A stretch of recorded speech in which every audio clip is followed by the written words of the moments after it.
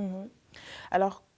premièrement, dans la manière d'aborder les questions, effectivement, on part du postulat que les pays occidentaux, la Belgique notamment, a une aide à apporter à des pays en développement et donc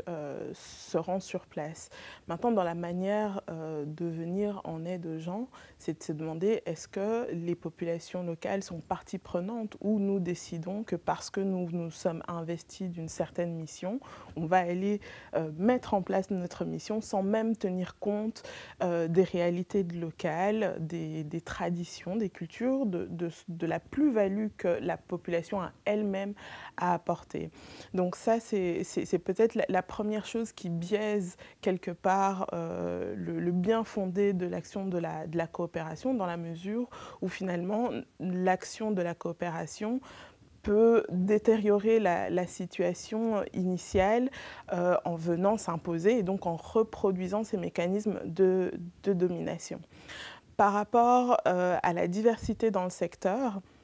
c'est assez complexe dans la mesure où, ici en Belgique, les personnes issues de la diversité ont un regard très critique sur le secteur de la coopération, justement pour les motifs qu'on vient d'évoquer. Et par conséquent, elles ne se voient pas contribuer à une forme de spoliation ou d'exploitation ou de domination dans leur pays peut-être d'origine. Et donc, elles se détournent complètement du secteur de la coopération. Or, je pense que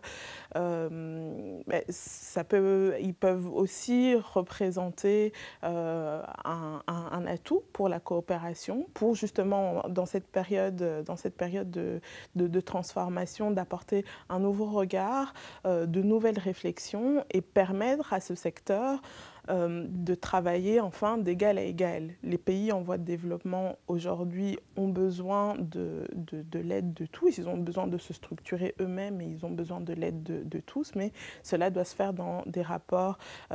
d'égal à égal, sur pied d'égalité et aussi dans une forme de réciprocité.